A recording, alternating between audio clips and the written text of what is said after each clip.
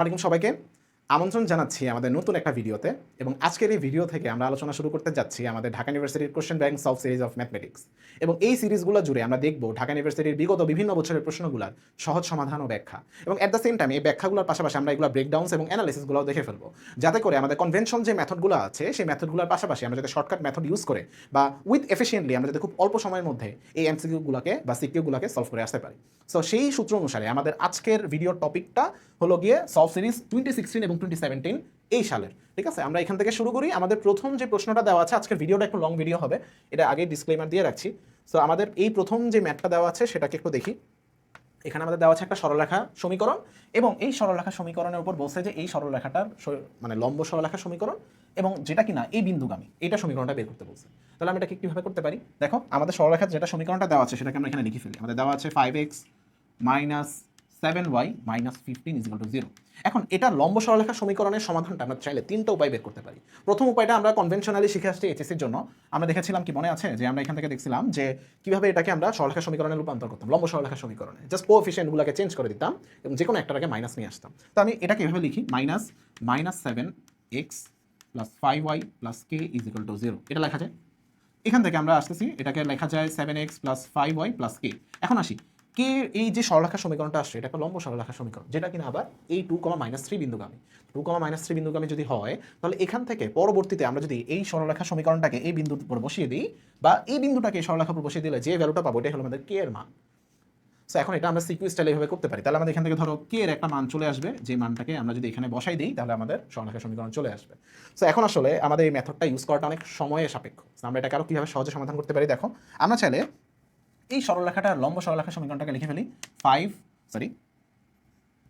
তাহলে এখান থেকে আমাদের আসবে হলো 7x plus 5y is equal two, এরপরে ইকুয়াল চিহ্নের ওই পাশে আমরা x আর y এর জায়গায় আমাদের এই বিন্দুর ভ্যালুটা বসাই দিব। তাহলে এখান থেকে কি বসাতে পারি? দেখো, 7 ইন্টু 2 প্লাস 5 ইন্টু -3। তাহলে এখান থেকে আমাদের আসবে 14 মাইনাস 15। তাহলে এখান থেকে আসবে -1। তো -1টাকে যদি ওই পাশে নিয়ে আসি তাহলে এখানে চলে আসবে +1। তাহলে আমাদের ইকুয়েশনটা যেটা দাঁড়াবে 7x plus 5y plus 1 is equal two 0। এই সমীকরণটা দাঁড়ায়। তো এখন দেখো, এটা সমীকরণটা কোথায় যাচ্ছে? অপশনে ডি নাম্বার অপশনে আছে, তার মানে ডি নাম্বার অপশনটা কারেক্ট অ্যান্সার। এখন এখানে একটা কথা আছে, তুমি চাইলে এই ম্যাথটাকে দেখা মাত্র করে ফেলতে পারো। কিভাবে? তুমি যখন দেখছো এই সমীকরণটা 4 নাম্বার অপশনে দেওয়া আছে, তুমি চাইলে আরেকটা মেথড ইউজ করতে পারো। তুমি এই যে বিন্দুগুলো দেওয়া আছে 2, -3, এটাকে তুমি যদি এই সমীকরণে বসিয়ে দাও, সিদ্ধ করো, যদি দেখো যে ডান পক্ষ আর বাম পক্ষ সেম আসতেছে, তাহলে তোমার এই ম্যাথটা বা এই ইকুয়েশনটা কারেক্ট অ্যান্সার। যেমন আমরা এখানে দেখি, আমরা যদি 2, -3 বসিয়ে দিতাম, তাহলে এখানে আসতো 7 ইন্টু 2 প্লাস 5 ইন্টু -3 প্লাস 1। এখান থেকে আমাদের পাই 14 মাইনাস 15 প্লাস 1। এখান থেকে আমাদের আসে হলো 0। তার মানে দেখছো, এই সমীকরণটার জন্য কিন্তু আমাদের 0 চলে আসতেছে। তার মানে এই সমীকরণটা আমাদের কারেক্ট অ্যান্সার। আশা করি এটা বুঝতে পেরেছি আমরা। আচ্ছা, এরপরে আমরা আসি, তারপরে ম্যাথটা কি বলছে আমরা একটু দেখি। তারপরে ম্যাথটাতে আমাদের বলছে, এই যে এখানে এটা দেওয়া আছে, এখানে আমাদের দেওয়া আছে হলো কি দেওয়া আছে, এখানে বলছে যে একটা সরলরেখা সমীকরণ দেওয়া আছে এবং আরও একটা সরলরেখা সমীকরণ দেওয়া আছে, দুটো আবার একই সরলরেখাকে নির্দেশ করলো। আর দুইটা যদি একই সরলরেখাকে নির্দেশ করে, আমরা জানি যে দুইটা সরলরেখা যদি একই সরলরেখা নির্দেশ করে, তাহলে তাদের কোএফিসিয়েন্টগুলোর অনুপাতগুলো সবসময় সমান হবে। কিভাবে? যেমন এই সরলরেখা সমীকরণ আর এই সরলরেখা সমীকরণ থেকে আমরা যদি কোএফিসিয়েন্টগুলোর অনুপাত বের করি, তাহলে কি আসবে? দেখো, 2 divided by cos alpha is equal to 3 divided by sine alpha is equal to, আমরা কি লিখতে পারি? -4 ডিভাইডেড বাই, আমাদের এখান থেকে আসে হলো গিয়ে পি। এটা আসে। -4 অ্যাকচুয়ালি আসে না, এটাকে যদি আমরা ওই পাশে নিয়ে যাই এটা কিন্তু 4 আসবে। সো আমরা কিন্তু এখানে একটা লিখছি যেখানে আমাদের 4টা লাগবে না।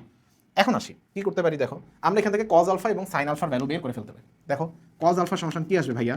কজ আলফা সমান আমরা লিখতে পারি, এটাকে যদি ওই পাশে নিয়ে যাই এবং এটাকে যদি এই পাশে নিয়ে আসে, কি আসে? দেখো, পি ডিভাইডেড বাই 2 আসে। এটা আসে। এবং সাইন আলফা সমান আমরা যদি বের করি, সাইন আলফা সমান কি আসবে? সাইন আলফাটাকে এই পাশে নিব, এটাকে এই পাশে নিব, এখানে নিয়ে আসবো, তাহলে এখানে আসবে 3p ডিভাইডেড বাই 4। এটা হলো আগে আমাদের কজ আলফা এবং সাইন আলফার ভ্যালু। এটাকে আমরা 1 নাম্বার ইকুয়েশন দিলাম, এটাকে 2 নাম্বার ইকুয়েশন দিলাম।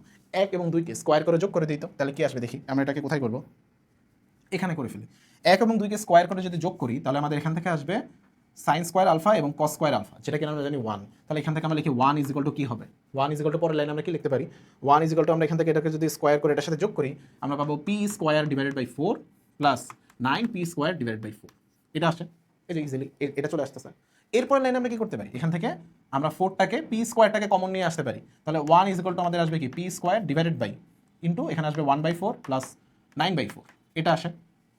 দেখো, এই যে 3p/4। আচ্ছা, এখানে একটা ভুল করলাম, পি স্কোয়ার 4, এখানে স্কোয়ার করলে কিন্তু এখানে আসলে 16 আসবে, 4 আসবে না। এই জিনিসটা একটু ভুল হয়েছে, এটা একটু ঠিক করে দিতে হবে আমাদের। এখানে আমাদের আসবে 16, তাহলে এখানে চলে আসবে কত? এখানে আমাদের আসবে হলো 16, তাহলে এখান থেকে 16 লিখে ফেলি, আমাদের আসবে হলো 9/16। তাহলে এরপরের লাইনে আমরা এখান থেকে লিখতে পারি 1 is equal two P square, এবং 14 আর 16 এলসিএম করলে আসে 16, এখানে আসে 4 প্লাস 9, এখান থেকে আসে 9, তাহলে এখান থেকে আমরা পাচ্ছি হলো গিয়ে 1 is equal two P square into 13/16। তাহলে আমাদের দেখো আমরা কিন্তু অ্যান্সার কাছাকাছি চলে যাচ্ছি। সো এখান থেকে আমরা পি স্কোয়ারের সব কিছুকে এক পাশে নিয়ে আসি, তাহলে আমাদের পরের লাইনটা আমরা কোথায় লিখতে পারি, এটাকে একটু মুছে দিই। এখান থেকে আমরা লিখতে পারি যেটা, সেটা হলো গিয়ে P square is equal to আমাদের আসবে হলো 16/13। তার মানে আমরা যদি এখান থেকে পি এর ভ্যালু বের করি, তাহলে আমাদের আসবে 4/√13। প্লাস মাইনাস আমরা দিব, প্লাস মাইনাস যদি প্রশ্নে অ্যান্সারে থাকে আমরা দেখবো অ্যান্সারটা কোনটা, এই যে এটা আনসার, এই নাম্বার 4/√13। সেটা গেল। আচ্ছা, এটা বুঝতে পারছি। এখান থেকে আমরা জাস্ট 1 নং স্কোয়ার এবং এখানে কজ আলফা এবং সাইন আলফা ভ্যালুটাকে স্কোয়ার করে এখানে বসিয়ে দিছি। আচ্ছা, এরপরে ম্যাটটা দেখি আমরা এখান থেকে, এরপরে ম্যাটটা দেখি। আচ্ছা, বারবার চেঞ্জ হয়ে যাচ্ছে। এখান থেকে দেখি, এই যে এই ম্যাটটা, এখানে কি বলছে, এক্স ইজ ইকুয়াল টু এ। এখান থেকে আমাদের আসি, এখানে বলছে এক্স ইজ ইকুয়াল টু এ, এটা এবং এই সরলরেখাটার মধ্যবর্তী সূক্ষ্মকোণের মান বের করতে। এখন এই সরলরেখাটা দেখা মাত্রই আমরা এখান থেকে ঢালটা বের করে ফেলি। Tan theta is equal two কত আসবে, এখান থেকে আমরা লিখতে পারি √3/1। তার মানে এখান থেকে থিটার ভ্যালু আসতেছে আমাদের 60°। এখন চিন্তা করো, এটা যদি একটা স্ট্রেট লাইন হয় যেটা কিনা ঢাল 60°, এবং এই একটা সরলরেখা এক্স ইজ ইকুয়াল টু এ, এটা কি ওয়াই অক্ষের সমান্তরাল সরলরেখার সমীকরণ।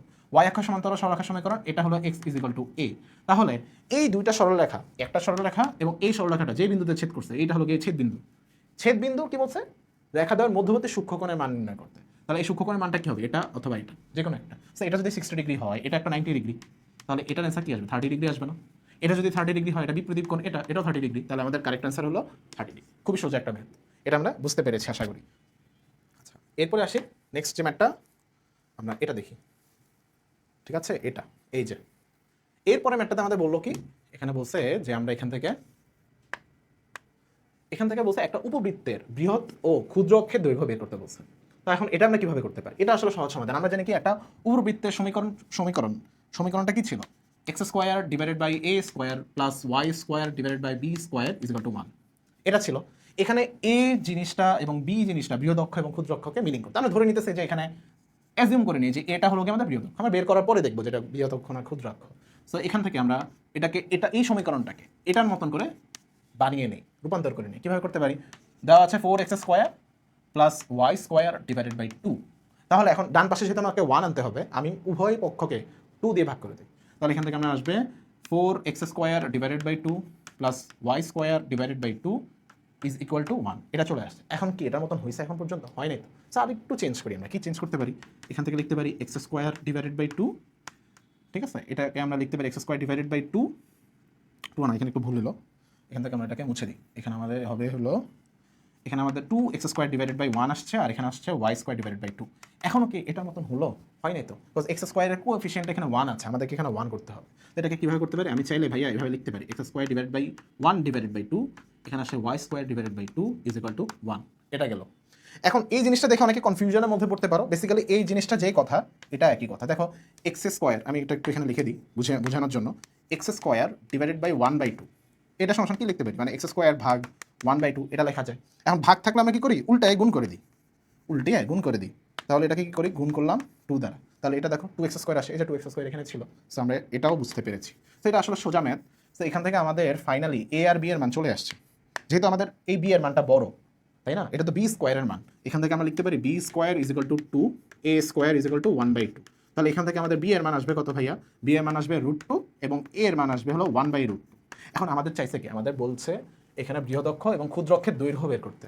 এখন তুমি চিন্তা করো, একটা উপবৃত্ত দেওয়া আছে তোমার কাছে, এইটা যদি একটা উপবৃত্ত হয়, এটা বৃহদক্ষ কি এতটুকু হবে, এই পুরাটুর দৈর্ঘ্য জানতে চাইছে না আমাদের কাছে। সো আমাদের এখানে হবে 2a এবং এখানে আমাদের হবে 2b, এই দুটা দৈর্ঘ্য বের করতে হবে। তো আমাদের এখানে 2b কি আসবে, 2b সমান আমরা লিখতে পারি, 2b সমান আমরা এখানে লিখতে পারি যে 2√2 এবং a সমান লিখতে পারি 2/√2। এই যে দেখো আমাদের কারেক্ট অ্যান্সার কিন্তু এই যে এটা 2√2 এবং হলো গিয়ে কোথায় দেওয়া আছে 2/√2, এটাই তো আসে নাকি, এটা কি হলো,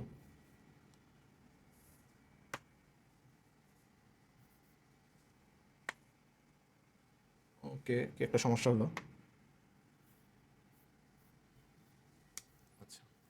বেশি জুম করে ফেললাম না। তাহলে এখান থেকে আমাদের অ্যান্সারটা দেখলাম, আমাদের একটা আসছে হলো 2b ইজ ইকুয়াল টু আমাদের আসছে হলো গিয়ে 2 ইন্টু √2 এবং 2a ইজ ইকুয়াল টু আমাদের আসছে 1/√2 ইন্টু 2। তাহলে এখান থেকে আমাদের আসে 2√2, এটাকে আমরা লিখতে পারি √2 ইন্টু √2 ডিভাইডেড বাই √2। √2 কাটাকাটি যায়, পরে থাকে হলো শুধু √2। আমাদের অ্যান্সার হলো গিয়ে 2√2, 2। তাহলে অ্যান্সার হলো আমাদের ডি, 2√2, √2। সো এটাই হলো অ্যান্সার। আমরা এটাও বুঝতে পারলাম। এরপর আসি পরের ম্যাথটা। এই ম্যাথটাতে কি বলছে, 5 নম্বর ম্যাথটাতে বলছে যে, ঠিক আছে, এখানে বলছে যে আমাদের লিমিট দেওয়া আছে, বলছে যে limit x tends to 0 e⁻cos x divided by cos x। এই ম্যাথটাকে আমরা কিভাবে করতে পারি? খুবই সহজে করতে পারি। দেখো, আমাদের লিমিটের ম্যাথগুলোতে টার্গেট হলো কি 0/0 এই ফর্মেটে যাতে না আসে, এখানে খেয়াল রাখতে হবে। তো আমরা এখানে যদি লিমিটের x এর ভ্যালুটা এখানে বসাই দিই, দেখি এখানে কি 0/0 আসে কিনা। তো আমরা যদি এখানে বসাই দিই, এখানে কি আসবে, লিমিট x টেন্ডস টু 0, এরপরের লাইন, আচ্ছা এটা মুছে দিই, আমাদের এই লাইনটা লেখা লাগবে না। এরপরের লাইনে আমরা লিখে দিই e⁻cos 0 ডিভাইডেড বাই cos 0। এখন দেখো cos 0 ভ্যালু কি 1 না? তাহলে এখানে কি কোনোভাবে 0/0 আসতে পারবে? এটার মধ্যে আসার তো কোনো চান্স নেই, কারণ নিচে তো এখন 1 চলে আসছে, এই জায়গাটা তো 1 আসে, তাহলে এটা লেখা যায় না। আমি এটাকে এখানে 0 ভ্যালু ডাইরেক্ট বসাই দিতে পারি না, তো এখানে বসাই দিলে তো আমাদের ম্যাথ শেষ। দেখো কীভাবে ম্যাথ শেষ হয়ে যায়। আমরা এগুলো পুরোটাকে মুছে দিই, এখানে বসাই দিই। তাহলে এখান থেকে আমাদের আসে e⁻cos 0, cos 0 ভ্যালু 1, এখানে cos 0 ভ্যালু 1, তার মানে অ্যান্সার আসতেছে ই। দেখো ই হলো গিয়ে কারেক্ট অ্যান্সার, এক নম্বর। খুবই ইজি একটা ম্যাথ, কিন্তু অনেকে এই ম্যাথটা দেখে অনেক কনফিউশনের মধ্যে পড়ে যায় যে এত বড় একটা ম্যাথ লিমিটেড কীভাবে করবো, অথচ ম্যাথটা খুবই সোজা একটা ম্যাথ। আচ্ছা, এটা আমরা বুঝতে পারলাম। এখন আসি এর পরের ম্যাথটা। পরের ম্যাথটা থেকে বলছে এই যে এখানে একটা ফাংশনের ম্যাথ দিছে, যদিও এটা ইন্টিগ্রেশনের একটা ম্যাথ, কিন্তু দেখে কোশ্চেন দেখে কনফিউশন হওয়ার মতন কিছু হয়নি। এই ম্যাথটা অনেক সোজা একটা ম্যাথ। চলো আমরা ম্যাথটা করে ফেলি। সো এটাকে আমরা কীভাবে করতে পারি দেখো। প্রথমত এই ম্যাথটা দেখা মাত্রই আমরা এখানে একটা কাজ করবো। দেখো এখানে এটা দেওয়া আছে না 3x + 1, এখানে দেওয়া আছে হলো 3x + 1 dx। আমি এটাকে দেখা মাত্র এটাকে রিপ্লেস করে ফেলবো কোনো একটা অন্য ভেরিয়েবল দিয়ে, z দ্বারা। এখন রিপ্লেস করার জন্য আমি যদি এখানে z দ্বারা রিপ্লেস করি, আমাদের এখানে dx এরটাকেও রিপ্লেস করতে হবে। তো আমি এটার জন্য কি করবো, ইন্টিগ্রেশন করি, সরি এখানে ডিফারেন্সিয়েশন করি। অন্তরীকরণ করলে এখানে কি পাবো, এখানে পাবো 3dx = dz, এটা পাবো, এটা পাই। এখন আসি আমি এখান থেকে আমি dx = কি লিখতে পারি, dz/3, এটা লেখা যায় না। এটাকে আমরা এখানে সবগুলো দ্বারা রিপ্লেস করে দিই।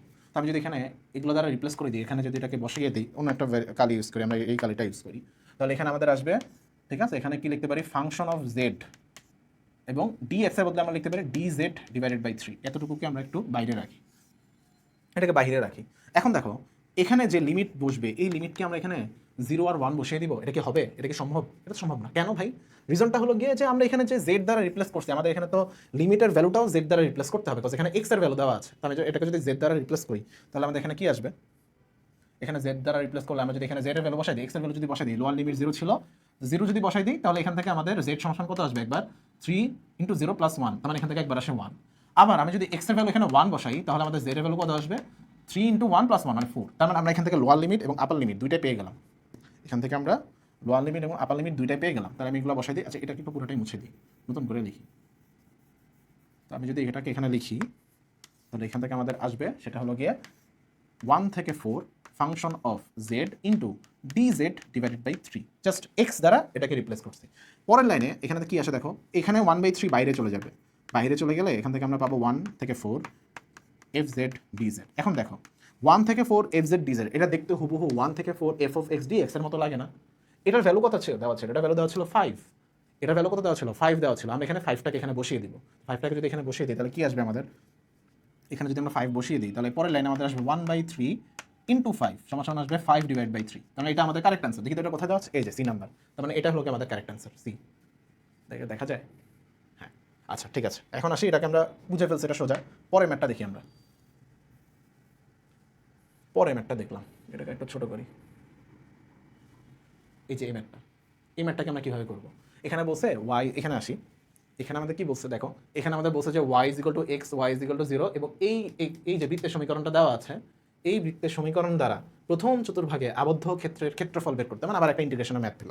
তো এখন আসি এই ম্যাথটাকে আমরা কীভাবে করবো, খুবই সোজা একটা ম্যাথ। দেখো প্রথমত আমরা একটা বৃত্তের সমীকরণ, আমরা একটা বৃত্ত, এটা যে বৃত্তের সমীকরণ দিয়েছে, এটাকে আমরা এখান থেকে দেখে বুঝি। দেখো তো, এই যে এটা একটা বৃত্ত, এই যে এই বৃত্তটা কীরকম টাইপের বৃত্ত, বুঝো তো। এই বৃত্তটাকে দেখতে অনেকটা এই আকৃতির না, x - 0² + y - 0² +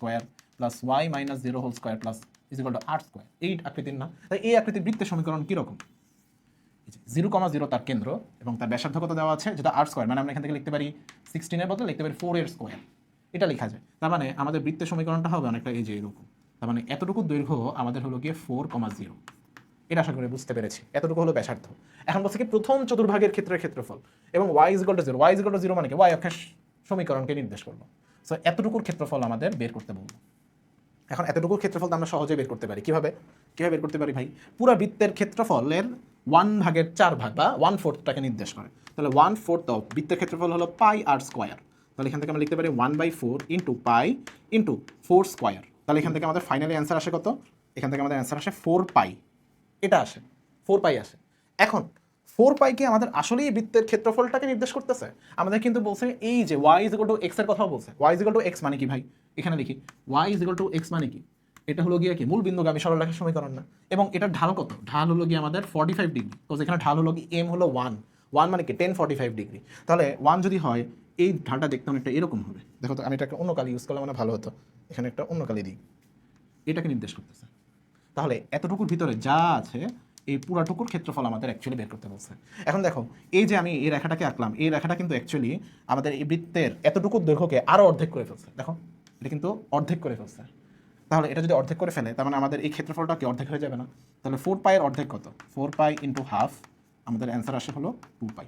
মানে আমাদের অ্যান্সার আসতেছে এই যে এটা। আশা করি বুঝতে পেরেছি আমরা। খুবই সোজা ম্যাথ কিন্তু জাস্ট তোমাকে কোশ্চেনটা পড়ে বুঝতে হবে, দেন তোমাকে অ্যানালাইসিস করতে হবে। এই ম্যাথটা করতে সর্বোচ্চ 40 থেকে 60 সেকেন্ডের মধ্যেই হয়ে যাওয়ার কথা। That is the enough time to solve the problem. So আমরা এটা বুঝতে পেরেছি। এখন আমরা পরে ম্যাথটাতে যাই। আবার আমাদের এখানে দেওয়া আছে y = sin inverse sin x dy/dx করতে। এটা আরও একটা সোজা ম্যাথ। তো আমরা এটা করে ফেলি। কীভাবে করতে পারি? করে ফেলি এটাকে। আমরা এখান থেকে দেওয়া আছে কি sin ইনভার্স sin x। তো আমরা জানি কি sin ইনভার্স এবং sin চলে যায় একসাথে, যদি একসাথে থাকে তাহলে এখান থেকে আমাদের ইকুয়েশনটা আসে কি আরও সোজা এটা। এখান থেকে আমরা লিখতে পারি কি y = x। y = x হলে এখন আমাদের কি বলছে dy/dx বের করতে। তো আমি ইন্টিগ্রেশন করে ফেলি dy/dx। এটাকে x এর সাপেক্ষে অন্তরীকরণ করলাম। ইন্টিগ্রেশন বারবার বলছি, এটা ডিফারেন্সিয়েশন হবে। x এর সাপেক্ষে অন্তরীকরণ করলে কি হবে? আবার বলতেছে অন্তরীকরণ, যোগজীকরণ না অন্তরীকরণ হবে। বারবার একই ভুল করতেছি আমি, সরি এটার জন্য আসলে একান্তই। বাট আমরা এখানে অন্তরীকরণ করবো আর কি। অন্তরীকরণ করলে এখান থেকে পাই dy/dx আর এখানে পাবো হলো 1। তাহলে আমাদের dy/dx হলো 1, এই যে 1, এটা হলো কারেক্ট অ্যান্সার। খুবই সোজা ম্যাথ না? একদম ইজি না? এটা করতে কি অনেক সময় লাগার কথা? আমরা পরে ম্যাথটাতে যাই। এখানে কি বলছে x এর কোন মানের জন্য y = x + 1/x বক্ররেখাটির ঢাল 0 হবে। তো এখন আসি আমাদের এই সরলরেখাটার ঢাল কীরকম ভাবে বের করতে পারি আমরা। দেখো তো এই বক্ররেখাটাকে আমরা আগে সাজিয়ে নিই। এটাকে আমরা যদি এটা ঢাল যদি বের করতে হয় আমাদেরকে এটাকে ডিফারেন্সিয়েশন করতে হবে। ঠিক আছে, এটাকে ডিফারেন্সিয়েশন করি। ডিফারেন্সিয়েশন করলে বাম পক্ষে আসবে dy/dx, ডান পক্ষে এখানে আসবে 1 মাইনাস 1/x কে ডিফারেন্সিয়েশন করলে পাবো -1/x²। এটা আমরা অনেকেই জানি। যারা জানো না তারা ডিফারেন্সিয়েশনের থেকে ম্যাথটাকে দেখতে পারো যে 1/x এর ডিফারেন্সিয়েশন কীভাবে -1/x হয়। তুমি এখান থেকে x ইনভার্স 1 থেকে আমরা জানি কি x ইনভার্স 1 কে ইন্টিগ্রেশন করলে ডিফারেন্সিয়েশন করলে কি আসবে nx n-1। এখান থেকে আমাদের আসে -1 x⁻⁻1 -1। তাহলে এখান থেকে আসে -1 x⁻²। এটা মানে হলো -1/x²। এটা যারা জানো না তাদের জন্য এখানে সাইডে দেখাই দিলাম। তো এখান থেকে আমরা বলছে কি ঢাল 0 হবে। ঢাল 0 হয় মানে কি এতটুকু পার্ট 0 হয়ে যাবে। তো 0 যদি হয়ে যায় আমরা লিখতে পারি 1 = 1/x²। তাহলে এখান থেকে আমাদের আসে x² = 1 মানে x ±1। +-1 কি আছে অপশন এই যে এটা কারেক্ট অ্যান্সার। এটা সোজা ম্যাথ ছিল, বুঝতে পারলাম আমরা, তাই না? আচ্ছা এরপরে ম্যাথটা দেখি। এই যে বলছে y² + 4x + 2y - এর পরাবৃত্তের শীর্ষবিন্দু হবে কত?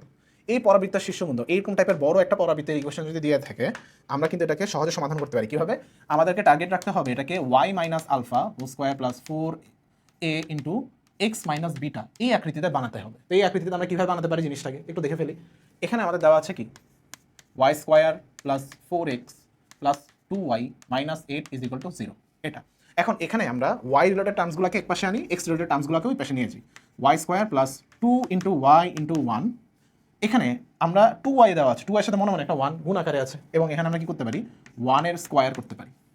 আর বাকি সব কিছুকে অন্য পাশে নিয়ে গেলে কি হবে -4x, এখানে মাইনাসটা উঠে নাই, আমরা এটা একটু আবার লিখে ফেলি -4x + 8। এখন দেখো এই যে 1টাকে আমি আনছি এটা কিন্তু সূত্রের খাতিরে বা সূত্রকে মিলানোর জন্য নিয়ে আসছিলাম 1 এর স্কোয়ার, কিন্তু 1 তো এখানে আমাদের আনা দরকার। আমি তো এখানে সমান সমান চিহ্ন সমীকরণ মেথড আমরা জানি যে এক পাশের জিনিসটাকে আমরা আনতে পারবো না, আমাকে উভয় সাইডে 1 যোগ করতে হবে। তো আমি এক সাইডে যদি 1 যোগ করি এই সাইডে আমাদের 1 যোগ করতে হবে, পাপ করলে আমাদের মাফ চাইতে হবে সহজভাবে। সো এখান থেকে আমরা লিখতে পারি y + 1 এর স্কোয়ার = এখান থেকে আমরা কি লিখতে পারি -4x + 9। এটা লেখা যায়। তাহলে এখান থেকে এটা দরকার নেই, এটা দরকার নেই এখানে। তাহলে পরের লাইনে আমরা কি লিখতে পারি এরপরে এখান থেকে y + 1 এর স্কোয়ার এখান থেকে আমরা লিখতে পারি, আমরা যদি -4 কমন নেই তাহলে আমাদের আসবে হলো এক্স মাইনাস 9/4, এটা তো আসে মনে হয়, হ্যাঁ এক্স মাইনাস 9/4। তার মানে আমাদের এটাকে যদি এই সমীকরণের সাথে কম্পেয়ার করি, তুলনা করি, তাহলে আমরা এখান থেকে দেখো ওয়াই এখানে আলফা এবং বিটার ভ্যালু কি পাই দেখো তো। এখান থেকে আমরা আলফার ভ্যালু পাই হলো -1 আর এখান থেকে পাই হলো 9/4। তার মানে আমাদের কারেক্ট আনসার হলো -1, 9/4। এই যে দেখো -1 বা 9/4, -1, এই যে এটা হলো কারেক্ট আনসার। বুঝতে পারলাম আমরা। এরপরে ম্যাটটা দেখি, এটা সোজা ছিল। এরপরে ম্যাটটা দেখি আমরা কি বলছে এখানে। একটা সমবাহু ত্রিভুজের বাহুত্রয়ের সমান্তরালে একই ক্রমে সমবিন্দুতে কার্যরত 6, 10, 4 একক মানে 3টা বেগের লব্ধি জানতে চাইছে। তো এই ম্যাটটা একটু বড়, বাট আসলে অবাক করার কিছু নেই, ম্যাটটাকে আমরা সহজে সলভ করবো। একটা 3টা সমবাহু ত্রিভুজের 3টা বাহু দ্বারা আমাদের 3টা মানকে প্রকাশ করছে। তাহলে এটা একটা, এটা একটা, আর হলো এটা একটা।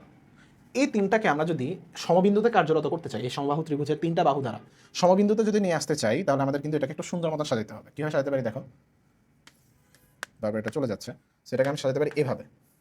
কীভাবে, এই যে এখান থেকে শুরু করব, এই বরাবর একটা মান, এই বরাবর একটা মান, এবং এই বরাবর একটা মান, এবং প্রত্যেকটা অ্যাঙ্গেল কিন্তু 120 ডিগ্রি হয়। কেমনে হয়, 60 ডিগ্রি ছিল, এটা 60 ডিগ্রি হবে। এখানে একটু ভুল করছি, এখানে 120 ডিগ্রি হবে না, এখানে 60 ডিগ্রি হবে। এবং এখান থেকে আমাদের এতটুকুর ভ্যালু 120 ডিগ্রি হবে, আর এতটুকুর ভ্যালু হবে 240 ডিগ্রি। এটা তো আমরা বুঝতে পারতেছি, তাই না? এটা আমরা বুঝতে পারতেছি। সো আমাদের আসলে এটা দরকার নেই। এখন আসি, আমরা যে কাজটা করব সেটা হলো গিয়ে এখান থেকে আমাদের 3টা বেগের লব্ধির মান জানতে চাইছে। তো আমরা এখানে প্রথমত এক্স এক্সিস বরাবর বের করি। এখান থেকে আমাদের আর এক্স বের করি। আমরা প্রথমে এক্স এক্সিস বরাবর যদি বের করতে চাই, আর এক্স সমান কি হবে, এখান থেকে এটার ভ্যালু হলো আমরা 6, এটা 10, এটা 40। তাহলে এখান থেকে আমরা লিখতে পারি 6 cos 0 ডিগ্রি, যেটা মানে হলো গিয়ে 1, তার মানে 6 প্লাস, তারপর আমাদের আসতেছে 10 cos 120 ডিগ্রি। 120 ডিগ্রি ভ্যালু আমরা জানি -1 -1/2, তাহলে এখান থেকে আমাদের গুণ দিতে হয় -1/2 দ্বারা, প্লাস এরপর আসতেছি 14 ইন্টু cos 240 ডিগ্রি। 14 cos 240 ডিগ্রির ভ্যালুও -1/2।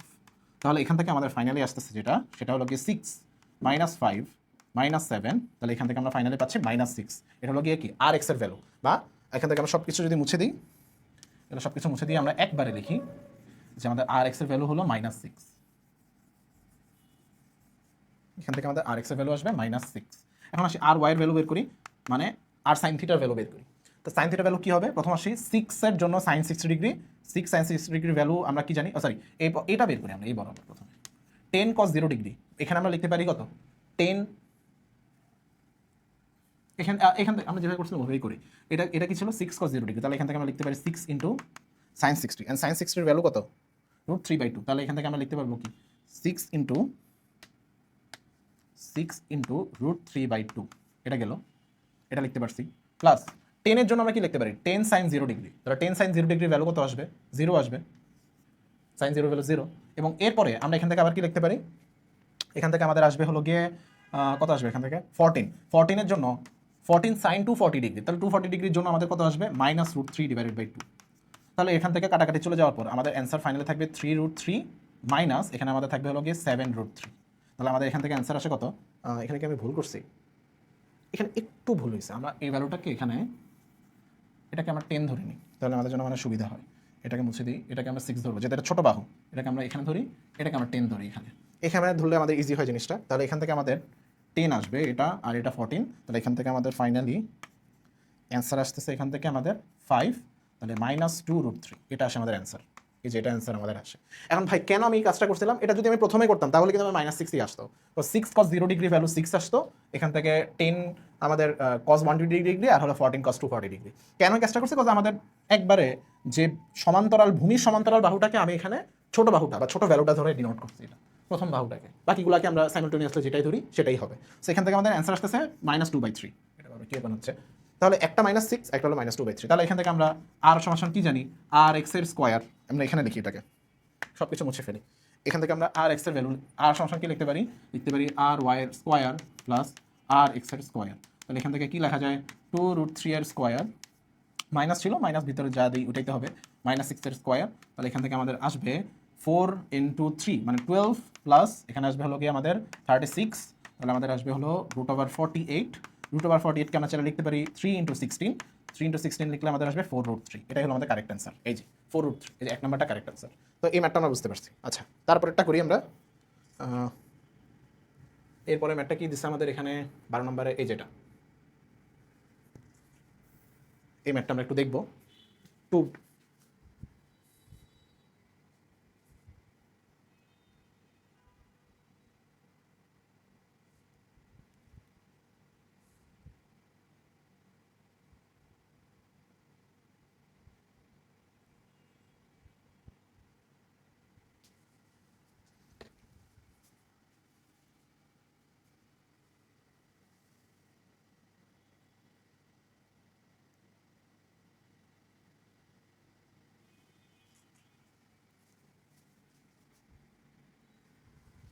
আচ্ছা, এরপরে ম্যাথটা দেখি। এখানে কি বলছে 3x³ - 1 = 0।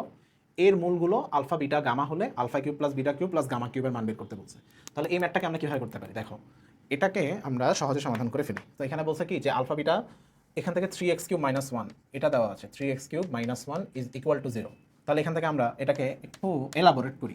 এলাবোরেট করলে কি আসবে? 3x³ ঠিক আছে, তারপরে আমাদের আসবে হলো 0x² প্লাস 0x - 1 এই আকৃতিতে আসে। এই আকৃতিতে যখন আসে ত্রিঘাত সমীকরণ, এই আকৃতিতে যখন আমাদের ত্রিঘাত সমীকরণ আসে, এখান থেকে কিন্তু আমি কিছু সিদ্ধান্ত জানি। Alpha plus beta plus gamma = আমরা লিখতে পারি এখান থেকে কি -b/a। -b/a মান তো 0। এরপর আসি আমরা এখান থেকে লিখতে পারি alpha beta plus gamma, beta gamma, এখান থেকে বিটা গামা লিখতে হবে। Beta gamma plus gamma alpha = কত আসবে? এটাও 0। লাস্টে আমাদের আসবে হলো আলফা বিটা গামা, এটা সমান আসবে হলো -d/a। -d/a কত হবে এখানে? 1/3। এটা আমরা এখান থেকে সিদ্ধান্ত নিয়ে লিখতে পারি। আচ্ছা, এরপর আমাদের বের করতে বলছে alpha plus beta plus gamma, alpha cube plus beta cube plus gamma কিউবের মান। তো এটাকে আমরা একটু এখানে করি, alpha cube plus beta cube plus gamma cube. এটা সমান আমরা এখানে একটা অতিরিক্ত কাজ করব। ওই কাজটা কি? আমরা এখান থেকে লিখবো 3 alpha beta gamma plus 3 alpha beta gamma. এটা লেখা যায়।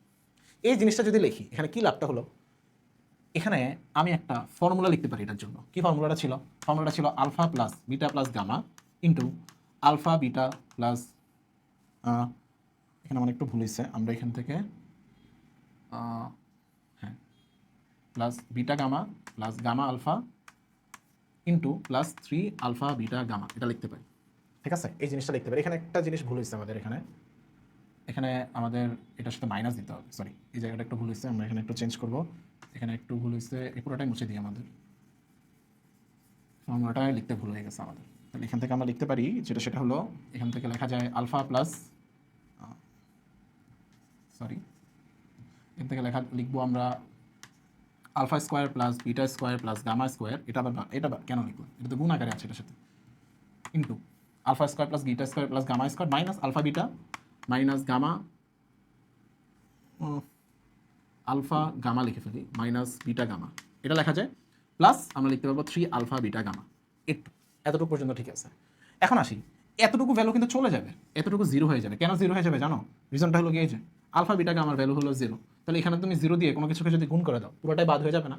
তাহলে এখান থেকে আমরা ফাইনালি কি লিখতে পারবো? লিখতে পারবো 0 প্লাস 3 আলফা বিটা গামা, এটা লেখা যায়। এরপরের লাইনে আমরা কি করবো? জাস্ট ভ্যালু বসে দেবো। 3 ইন্টু আলফা বিটা গামার ভ্যালু কত? 1/3। তাহলে এখান থেকে অ্যান্সার আসে 1। তাহলে আমাদের দেখো কারেক্ট অ্যান্সার কি? কারেক্ট অ্যান্সার হলো আমাদের 1। এটা আশা করি বুঝতে পারলাম। আচ্ছা, এটা যদি বুঝতে পারি তাহলে আমাদের পরের ম্যাটটা দেখি আমরা। পরের ম্যাটটা কি দেওয়া আছে এখানে? এই যে এটা পার্শিয়াল ফ্র্যাকশনের ম্যাথটা। সো এটা আমরা কীভাবে করতে পারি? জাস্ট সিম্পলি এটা দেখা মাত্রই আমরা উভয় পক্ষকে আমরা হলাম গিয়ে এই x+1 এবং x² + 1 দ্বারা গুণ করে দিব। গুণ করলে এখান থেকে কি পাবো? গুণ করলে আমরা এখান থেকে পাবো হলো, বাম পক্ষে পাবো 3x - 1, ডান পক্ষে পাবো হলো a ইন্টু x² + 1, আর হলো গিয়ে এখানে পাবো হলো গিয়ে bx+1 ইন্টু x+1, এটা পাবো। তাহলে এখন জিনিসটা দেখো, আমি যদি এখানে x এর ভ্যালু -1 বসাই দিই, তাহলে কিন্তু b রিলেটেড টার্মসগুলো সব বাদ হয়ে যাবে। তাহলে আমাদের পড়ে থাকবে কি? a রিলেটেড টার্মস আমাদের চাইছে কি? a আর b এর মান বের করতে। আমি কিন্তু চাইলে এখান থেকে a এর মান বের করতে পারি। কি করতে হবে? x এর ভ্যালু -1 বসাইতে হবে। তো -1 যদি এখানে বসাই দিই, 3 ইন্টু -1 a ইন্টু -1 এর স্কোয়ার প্লাস 1, আর এই পুরোটা কি হয়ে যাবে? 0 হয়ে যাবে, তাই না? এই পুরোটা 0 হয়ে যাবে। তাহলে এখানে লিখে ফেলি +0। তাহলে এখান থেকে আমরা কি পাবো? এখান থেকে পাবো হলো কি -4, আর ওখানে পাবো হলো কি আমাদের 1 + 1 + 2 মানে 2a। তার মানে এখান থেকে ফাইনালি a এর মান পাবো আমরা -2। এতটুকু গেল। এখন এই সমীকরণটাকে যদি আমি 1 নম্বর সমীকরণ দ্বারা ডিনোট করি, 1 নম্বর সমীকরণকে যদি আমি এখন x² এর সহগ সমীকৃত করি, তাহলে এখান থেকে কি পাবো? x² সহগ সমীকৃত করলে বাম পক্ষে কি x² রিলেটেড টার্মস আছে? নাই, তার মানে এখানে 0 আসবে। ইজ ইকুয়াল টু কি? এখানে x² এর সহগ কত? a হবে না? এ লিখলাম প্লাস এখানে যদি বি এক্সকে এক্স দ্বারা গুণ করি তাহলে বি এক্স স্কোয়ার আসবে, আর বি এক্স স্কোয়ারের সহগ সমীকৃত করলে আমরা বি পাবো। তার মানে টেকনিক্যালি আমরা যেটা পাচ্ছি সেটা হলো A plus B is equal to zero. আমি একটু মুছি, এটা দেখতে সুন্দর হয় নাই। তাহলে এখান থেকে আমরা লিখতে পারবো এ প্লাস বি। তাহলে এখান থেকে আমরা এ ইজ ইকুয়াল টু লিখতে পারি, এ ইজ ইকুয়াল টু লিখতে পারি আমরা মাইনাস বি। তাহলে এখান থেকে ইকুয়াল দিলে আমাদের আসবে এ সমান সমান বি সমান সমান আমরা লিখতে পারি মাইনাস মাইনাস টু।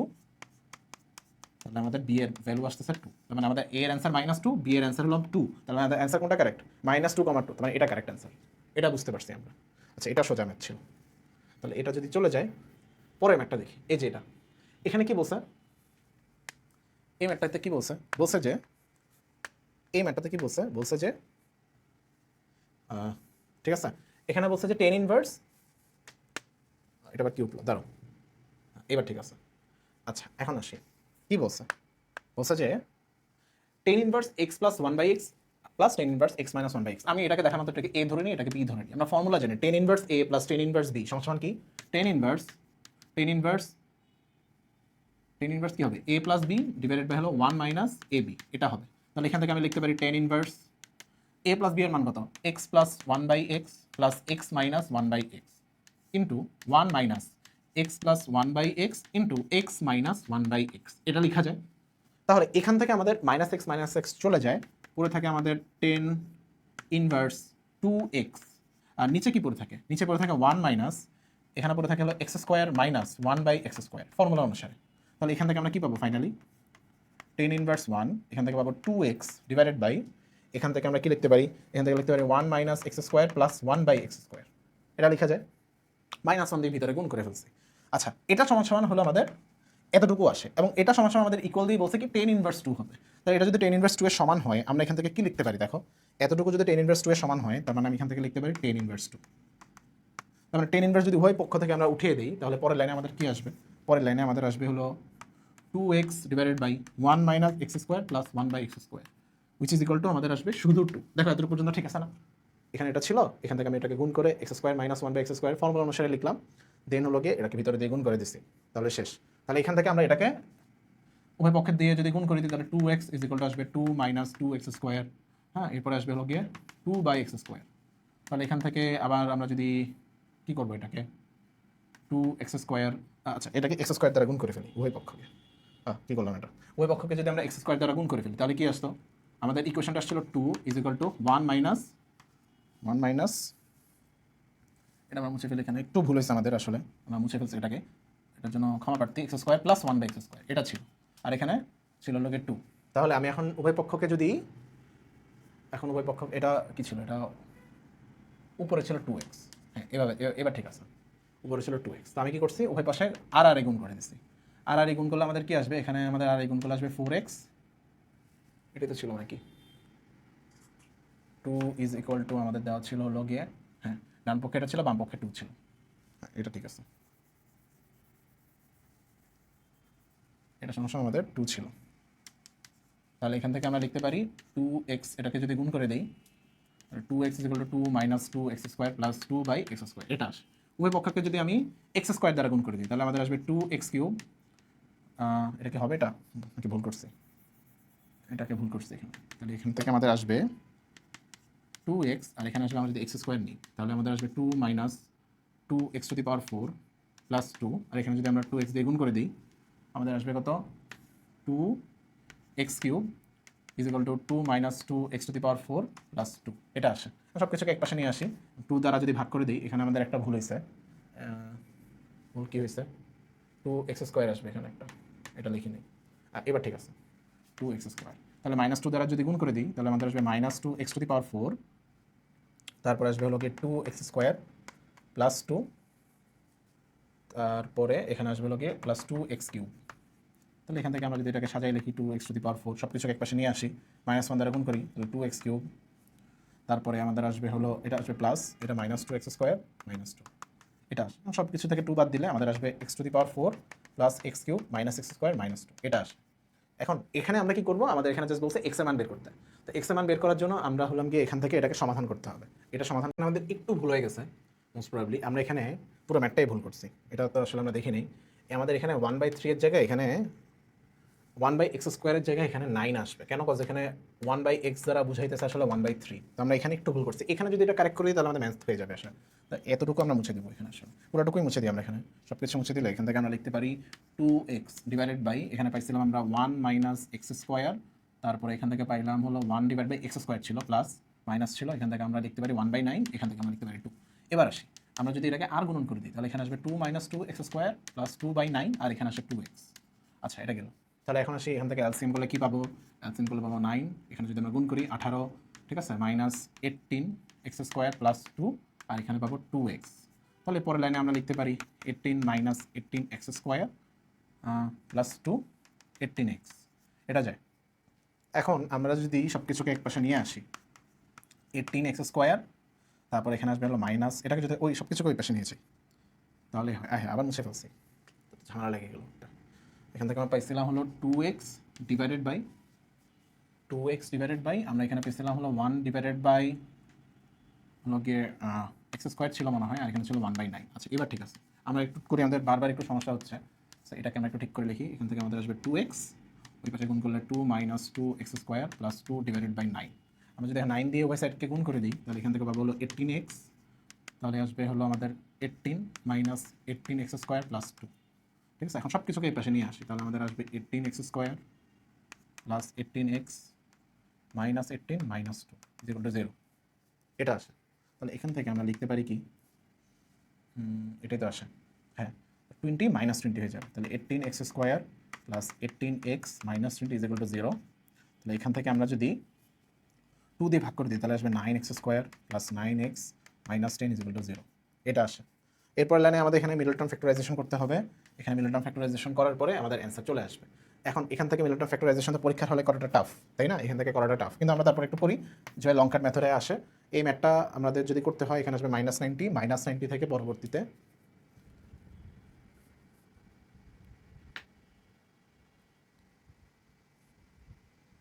-90কে আমরা যদি ভাঙি তাহলে এখান থেকে আমরা লিখতে পারবো হলো 9x²। একটু সুন্দর করে লিখি, এটা এখানে লিখি এটাকে, হ্যাঁ এখানে লিখতে পারি আমরা 9x² minus 15x minus 6x আর হলো -10, এভাবে লিখলে আসবে। তাহলে এখান থেকে আমরা কত কমন নিব? আমরা যদি এখান থেকে 3 কমন নিই তাহলে আমাদের আসবে 3x কমন দিলে আমাদের আসবে হলো কি 3x - 5, আরেকটা আসবে হলো এখান থেকে যদি আমি -2 কমন নিই, -2 কমন নিলে আসবে হলো কি 3x -2 কমন নিলে কি এটা আসবে 6 15 90, ওটা আছে কত? আচ্ছা +9 আছে, তাহলে এখানে এটা +6 হবে। তাহলে এখানে -2 কমন নিলে এটা আসবে এটা। তাহলে এখান থেকে আমরা ফাইনালি পাচ্ছি 3x - 5, 3x - 2 = 0। তাহলে এখান থেকে আমাদের একটা অ্যান্সার আসে হলো x = এখান থেকে আমাদের একটা অ্যান্সার আসে হলো x = 5/3। এটা হলো একটা অ্যান্সার। তো 5/3 কোথায় আছে? 5/3 নাই, তার মানে এখানে একটা অ্যান্সার আসে x/2/3, তার মানে এটা কারেক্ট অ্যান্সার। এই ম্যাথটা একটু সময় লাগছে আমাদের, বাট ম্যাথটা সোজা ছিল, ক্যালকুলেশন পার্টটা একটু বড়, বাট আশা করি আমরা ম্যাথটা বুঝতে পেরেছি। এরপরে আসি, কি বলছে? y অক্ষকে 0,4 বিন্দুতে স্পর্শ করে এবং কেন্দ্র এটার উপর, এই রেখার উপর অবস্থিত। এই ম্যাথটাকে আমরা একটু সহজে করবো, শর্টকাট দিয়ে করবো। কীভাবে করা যায় দেখো, কীভাবে করা যায় এটাকে আমরা করতে পারি এভাবে। আমাদের দেওয়া আছে কি, এই রেখার উপর অবস্থিত বৃত্তের সমীকরণ, এইটার কেন্দ্র যদি এখানকার বৃত্তগুলার কোনো একটা সমীকরণ থেকে এগুলার যে কেন্দ্র হবে সেই কেন্দ্রগুলা এটাকে অবশ্যই সিদ্ধ করবে। বলছে কি যে y অক্ষকে 0,4 বিন্দুতে স্পর্শ করে এবং কেন্দ্র এই রেখার উপর অবস্থিত, এরকম বৃত্তের সমীকরণ এখানে 4টা অপশন দেওয়া আছে। তো আমরা এটাকে কীভাবে সলভ করতে পারবো? আমরা এই 4টা অপশন থেকে আমরা যদি বৃত্তের কেন্দ্রটা বের করে ফেলি এবং কেন্দ্রটাকে যদি এখানে আমি বসাই দেখি right hand side left hand side সমান হয়, তাহলে আমাদের এখানকার ওই বৃত্তের সমীকরণটা কারেক্ট হবে। তো আমরা এখান থেকে দেখি আমাদের এই বৃত্তের সমীকরণ থেকে বৃত্তের কেন্দ্রটা কীভাবে বের করতে পারি। আমার মনে আছে কেন্দ্র সংখ্যা লিখতাম কি, কেন্দ্রের একটা ফর্মুলা ছিল না, মনে আছে? আমরা কেন্দ্র সহজে শর্টকাট দিয়ে বের করতে পারি। সেগুলো কেন্দ্রে যে কোনো একটা সমীকরণে কেন্দ্রের ভ্যালু আমরা লিখতাম কি, যে আমাদের যে ভ্যালুটা দেওয়া আছে, ধরো এখানকার যে ভ্যালুটা জি সমান যেটা কোএফিসিয়েন্ট যেটা, সেটাকে আমরা -2 দিয়ে ভাগ করতাম। এই যে এখানকার কোএফিসিয়েন্টটাকে আমরা -2 দিয়ে ভাগ করতাম। তো -2 দিয়ে ভাগ করে যে রেজাল্টটা পাইতাম ওটা হলো আমাদের বৃত্তের ইকুয়েশন ছিল। তো আমি যদি এটাকে -2 দ্বারা ভাগ করি তাহলে এখান থেকে কি পাবো? এখান থেকে পাবো হলো গিয়ে -6, -4, শুধু +4, ঠিক আছে? তারপর এখান থেকে আমরা কি পাবো? এখান থেকে আমরা পাবো হলো 4,3, এটা পাবো। এখান থেকে পাবো আমরা হলাম গিয়ে কত পাবো? এখান থেকে পাবো হলো গিয়ে 6,4, আর এখান থেকে আমরা পাবো কত? -4, -3। তাহলে 4 ধরনের অ্যান্সার পাইলাম। আমরা এটাকে এখানে বসাই দিব। এখানে যদি আমরা এটাকে বসাই তাহলে এখান থেকে কি আসতেছে? 5 × -4 × -7 × -3 -2, তাহলে করলে কত পাই -20 + 21 আর -2, এটা কি হয়? তার মানে এটা কারেক্ট না, তার মানে এই অ্যান্সারটা কারেক্ট না। তা উপরেরটাতে আসি, 6,4 দেওয়া আছে, তাহলে এখানে যদি হিসাব করি 6,4 যদি বসাই তাহলে 5 × 6 -7 × 4 -2, দেখি তো এখানে কত আসে, 5 6 30 -28 -2, তাহলে 30 - 30 আমাদের কত আসে 0। তার মানে এই ইকুয়েশনটার জন্য কিন্তু এটা কারেক্ট, তার মানে এটা আমাদের রাইট অ্যান্সার। তাহলে এখন এগুলোর জন্য তুমি যদি মিলাই দেখো, দেখবা যে এই সমীকরণটাকে সিদ্ধ করতে স্যার, তাহলে এখান থেকে আমরা চাইলে এভাবে করে করতে পারি। বাট এটার অ্যাকচুয়ালি একটা মেথড আছে, এই মেথডটাকে আমরা বোঝা লাগবে এটাকে আমরা কীভাবে করতে পারি। কিন্তু পরীক্ষার হলে যদি তোমার সিকিউতে না আসে, আমরা এই স্টাইলে যাবো না, এই অ্যাপ্রোচে যাবো না। সো এটা খুবই সহজ ছিল, আমরা এটাকেও করে ফেললাম। এরপরে আমরা ম্যাথটা দেখি, এটাকে একটু বড় করি। হ্যাঁ, তারপরে দেওয়া আছে কি এটা sec² θ + tan² θ যেগুলো 5/3 হলে এখান থেকে আমাদের সমাধান করতে হবে। তো এই ম্যাথটা তো সোজা ম্যাথ, জাস্ট বেসিক ত্রিকোণমিতির ম্যাথ। এটাকে আমরা কীভাবে করতে পারি, সোজা ম্যাথ। তাহলে এখান থেকে sec² θ বলতে আমরা লিখতে পারি এখানে 1 + tan² θ, এখান থেকে লিখতে পারি কি 1 + tan² θ + tan² θ = আমাদের 5/3। তাহলে এখান থেকে আমাদের অ্যান্সার আসে যেটা, সেটা হলো গিয়ে 1 + 2 tan² θ = 5/3। তাহলে এখান থেকে আমরা লিখতে পারি 2 tan² θ কি লেখা যায়, 2 tan² θ বলতে আমরা লিখতে পারবো এখান থেকে 5/3 - 1। তাহলে এখান থেকে আমাদের tan² θ সমান কত আসবে আমরা বের করে ফেলি, 5/3 - 3 করলে কত আসবে এখানে 2 tan² θ, এটা সমান আসবে হলো আমাদের 3, আর এখান থেকে আমাদের আসবে 5 - 3 মানে 2 আসে। এবং এই 2টাকে যদি আমরা এখন পরের লাইনে ভাগ করে দিই, মানে 2 tan² থেকে 2টাকে যদি ওই পাশে নিয়ে যাই, তাহলে আমাদের কি আসবে, এখান থেকে আমরা লিখবো tan² θ, আর এখানে আসবে এটাকে 2 দিয়ে গুণ করবো, তাহলে এই 2 আর 2 চলে যাবে। তাহলে tan θ সমান আমরা পাবো, সেটা হলো গিয়ে ±1/√3, এটা আসে tan θ ভ্যালু। এখন tan θ ভ্যালু 1/√3 আসা মানে কি, তাহলে এখান থেকে θ ভ্যালু আসবে 2টা, π/6, আর একটা কি আসবে প্লাস দিলে π/6, আর মাইনাস, তুমি চিন্তা করো tan θ ভ্যালু ±1/√3 আছে। এখন চিন্তা করো tan θ ভ্যালু কোথায় প্লাস আর মাইনাস হতে পারে, এই 0 থেকে 180 ডিগ্রির ভিতরে। অবভিয়াসলি ফার্স্ট কোয়াড্রেন্টে তো সব কিছুই প্লাস, সেকেন্ড কোয়াড্রেন্টে কিন্তু tan θ মাইনাস। তাহলে ফার্স্ট কোয়াড্রেন্টের জন্য আমাদের π/6 আসবে, সেকেন্ড কোয়াড্রেন্টের জন্য আমরা বের করে ফেলি। সেকেন্ড কোয়াড্রেন্টে কি হবে, π/π/6, এখান থেকে আমাদের অ্যান্সার আসবে 5π/6। তাহলে আমাদের অ্যান্সার কোনটা কারেক্ট, পাই, এই যেটা কারেক্ট অ্যান্সার। বুঝতে পারছি না, সোজা না? সো এরপরে আসি, এই ভ্যালুটা দেওয়া আছে, এই ম্যাপটাকে আমরা চাইলে শর্টকাট দিয়ে করতে পারি। আমরা এই শর্টকাটটা করার জন্য এটাকে, এর ভ্যালুটাকে, এই কোন টাইপের ম্যাথকে আমরা একটা শর্টকাট দিয়ে করতে পারি, সেটা হলো কি এই ভ্যালুটাকে আমরা 0 ধরে নিই, এই ভ্যালুটাকে আমরা 0 ধরে দেন কাজ করব। অথবা আরেকটা ম্যাথে করা যায়, যেমন এই ম্যাথড যদি আমরা করতাম, তাহলে আমাদের এখানে আসতো sin a - 30 ডিগ্রি প্লাস, এখান থেকে আমরা লিখতাম sin 150 জায়গায় আমরা লিখতাম হলো sin 180 ডিগ্রি মাইনাস, এখান থেকে কত আসতো, মাইনাস এখানে আসতে হলো গিয়ে আমাদের 30 ডিগ্রি, তারপর আসতে হলো গিয়ে -a, এভাবে লেখা যায় এটাকে। তাহলে এখানে দেখো sin 180 ডিগ্রির জন্য, এটা তো সেকেন্ড কোয়াড্রেন্টে কিন্তু সাইন পজিটিভ হয়, তাহলে এখান থেকে আমাদের আসে হলো গিয়ে sin a - 30 degree plus sin, এখান থেকে আমাদের আসে হলো 30 ডিগ্রি -a। এটাকে চাইলে আমি একটু এভাবে লিখতে পারি না, sin a - 30 degree minus sin a - 30 degree লেখা যায়, চেঞ্জ করে দিচ্ছে মাইনাস দিয়ে গুণ করে। তাহলে মাইনাস দিয়ে গুণ করলে মাইনাসটা বাইরে চলে আসছে, এখান থেকে আমাদের অ্যান্সার 0 আসে। তাহলে অ্যান্সার কিন্তু 0। আরেকভাবে করা যায় কীভাবে, আমি যদি এখানে 0 বসে দিতাম, তাহলে এখানে আমাদের আসতো sin -0, তার মানে 0 - 30 ডিগ্রি, তাহলে -30 ডিগ্রি আসতো, গেল। আর এখানেও যদি আমি 0 বসে দিতাম, এখানে আসতো শুধু sin 150 degree, sin 150 degree, sin 150 degree second কোয়াড্রেন্টে আছে।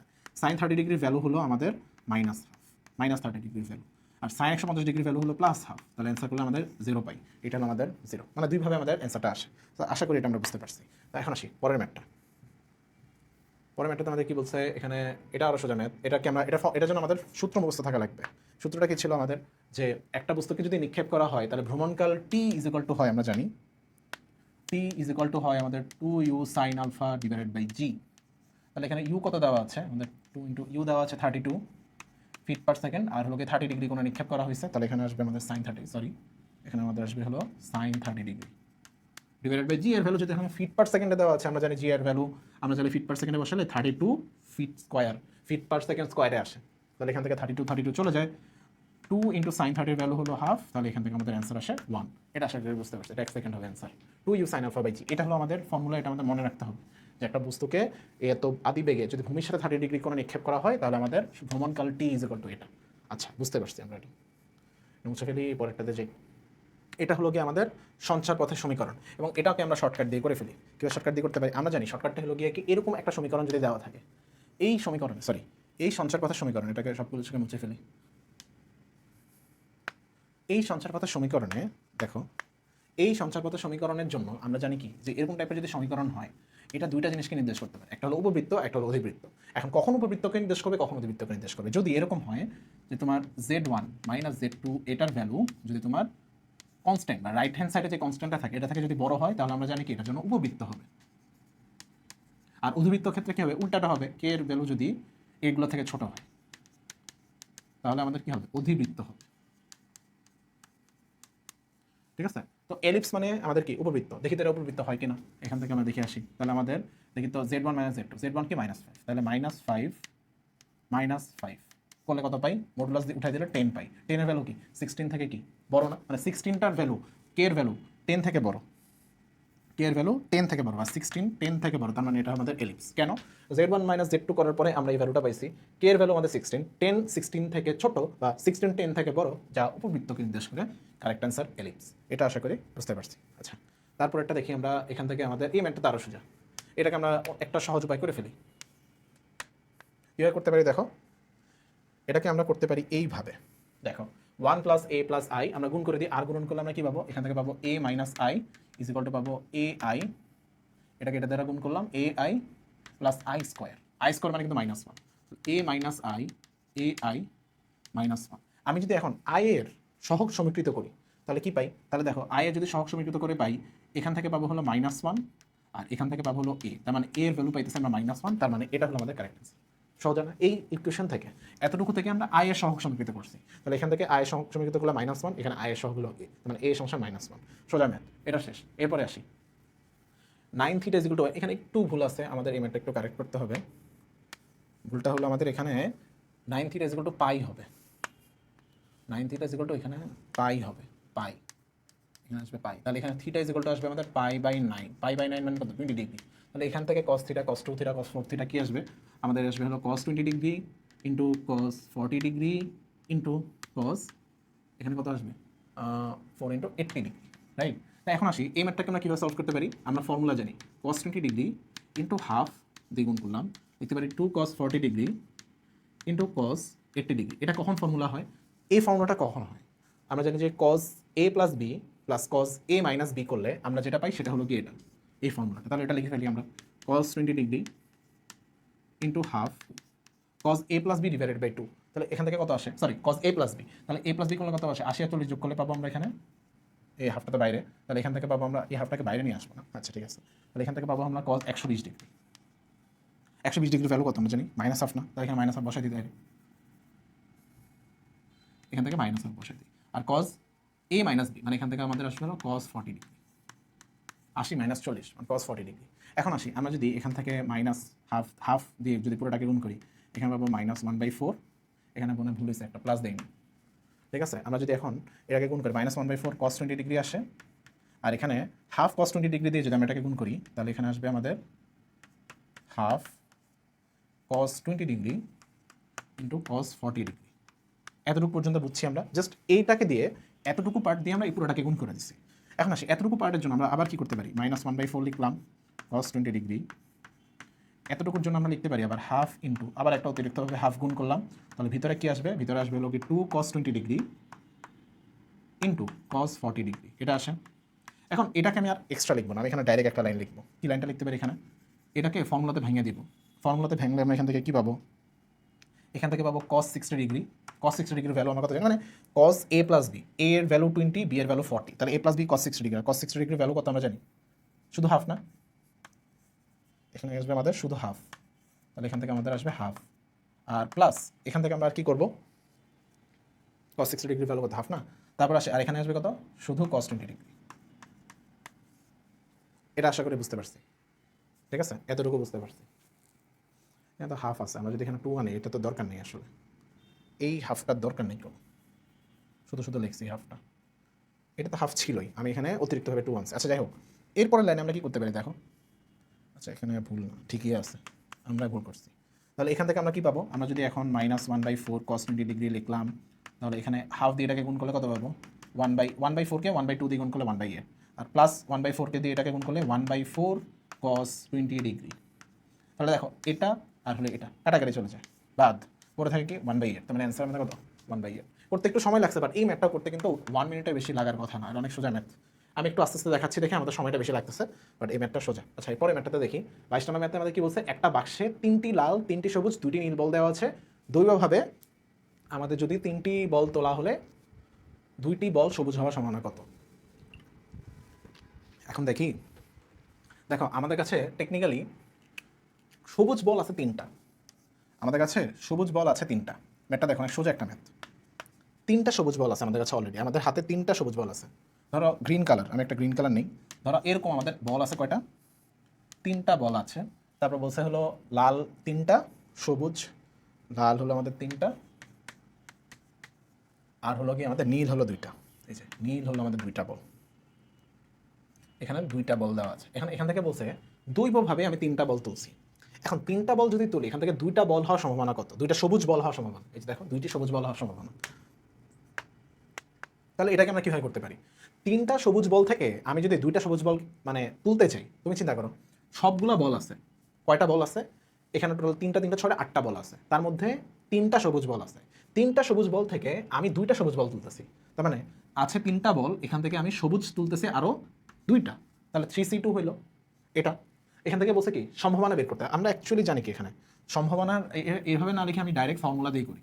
ফর্মুলা দিয়ে আমরা কীভাবে করতাম মনে আছে কিনা, আমরা জানি যে প্রবাবিলিটি ইজ ইকুয়াল টু কী হইতো, অ্যাকচুয়াল ইনসিডেন্ট আর বলে হলো কি প্রবাবল ইনসিডেন্ট, তাই না? এটাই তো প্রবাবল ইনসিডেন্ট। এখানে কি বুঝো তো, তোমার কাছে 3টা সবুজ বল দেওয়া আছে, তুমি 2টা বল 3টা বলকে তুমি দৈবভাবে তুলছো, তার মধ্যে তোমাকে 2টা বল আনতে হবে। তোমার কাছে আছেই 3টা সবুজ বল, তো 3টা সবুজ বল থেকে তুমি যদি 2টা আনতে চাও তাহলে কি 3C2 না, মানে 3টা বল থেকে তুমি 2টা বল আনতে চাইতেছো, গেল। তাহলে বাকি আছে একটা বল। এই একটা বল তুমি কিভাবে পাবা, একটা বল তুমি পাবা হলো কি বাকি যে কয়টা বল দেওয়া আছে, বাকি আছে কয়টা বল, 2টা নীল বল। এই যে 3টা লাল বল 2টা নীল বল, তো এখানে 5টা বল আছে, 5টা বল থেকে যে কোনো একটা বল তো আসতে পারে, তাই না? তার মানে আমরা এখান থেকে কি লিখবো 5C1 divided by actual incident. Actual incident এখানে কয়টা আছে, টোটাল 8টা বল থেকে আমি 3টা বল তুলছি, তাহলে এখানে আসবে 8C3। তাহলে এখন আমরা যদি করি 3C2 এর ভ্যালু মানে কি, 3C2 মানে কি এখানে লিখি, 3C2 মানে ভাইয়া দেখো উপরেরটার ফ্যাক্টোরিয়াল, নিচেরটার ফ্যাক্টোরিয়াল ইন্টু উপরেরটা মাইনাস নিচেরটার ফ্যাক্টোরিয়াল। তাহলে এখান থেকে আমরা কত পাবো 3 ফ্যাক্টোরিয়াল আর হলো 2 ফ্যাক্টোরিয়াল। 3 ফ্যাক্টোরিয়ালকে লিখতে পারি 3 into 2 factorial divided by 2 factorial. 2 factorial চলে যায়, এখানে পরে থাকবে 3। আর 5C1 মানে কি, এটা একটু মুছে ফেলি, এটা যদি আমরা বুঝি এটা মুছে ফেলি, এখানে আমরা মুছে ফেলি। এখান থেকে আমরা এখন আসি 5C1। 5C1 মানে কি উপরেরটার ফ্যাক্টোরিয়াল, নিচেরটার ফ্যাক্টোরিয়াল ইন্টু উপরেরটা মাইনাস নিচেরটার ফ্যাক্টোরিয়াল, 4 ফ্যাক্টোরিয়াল। 1 ফ্যাক্টোরিয়াল মানে 1, এটা আমরা লেখা দরকার নেই। এখানে আসি এটা সংখ্যা কি লিখতে পারি 5 into 4 factorial divided by 4 factorial, এটা কাটাকাটি যায়, এখানে পাবো 5। আর এখন আসি 8C3 মানে কি, 8C3 উপরেরটার ফ্যাক্টোরিয়াল, নিচেরটার ফ্যাক্টোরিয়াল ইন্টু উপরেরটা মাইনাস নিচেরটার ফ্যাক্টোরিয়াল, মানে 5 ফ্যাক্টোরিয়াল। এখান থেকে আমরা কি লিখতে পারি দেখো, উপরে 8 ফ্যাক্টোরিয়াল সংখ্যা লিখতে পারি 8 ইন্টু 7 ইন্টু 6 ইন্টু 5 এর ফ্যাক্টোরিয়াল, নিচে আসে লোকে 3 ফ্যাক্টোরিয়াল, যেটা মানে আমরা জানি আবার 6, তাহলে এখানে আমি 6 বসাই দিই ইন্টু 5 ফ্যাক্টোরিয়াল। এটা কাটাকাটি যায়, এটা কাটাকাটি যায়, পরে থাকে হলো 56। তো নিচে অ্যান্সার আসে 56, আমাদের অ্যান্সার আসে 15/56। এটা আশা করি বুঝতে পারছো। উপরে প্রবাবল ইনসিডেন্টটা কি আছে, যে 3টা সবুজ বল থেকে আমি 2টা সবুজ বলই তুলতে পারবো, যেহেতু আমাকে 2টা সবুজ বল চাইছে।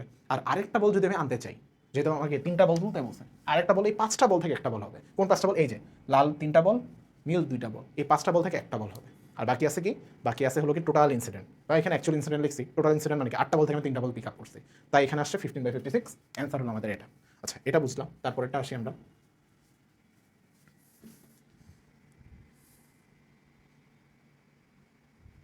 আচ্ছা এরপরেরটা কি বলছে, বলছে যে f of x সমান sin x হলে g of x equal x square হলে ফাংশন অফ g √π/2। এখন আসি gx মানে কি, আচ্ছা এখানে আসি gx এর জায়গায় আমরা যদি একটা কাজ করি, gx সমান যদি √π/2 এটা বসাই দিই, g এর ভ্যালু আমরা যদি √π/2 বসাই, তাহলে এখান থেকে আমরা কি পাবো x স্কয়ার, তার মানে কি আসবে √π/2 এর স্কয়ার, মানে এখান থেকে আমরা পাবো হলো π/4। এটা গেল। এখন আসি ফাংশন অফ g কি, ফাংশন অফ g এটা হলো √π/2, এটা মানে হলো গিয়ে কি ফাংশন অফ g অফ √π/2।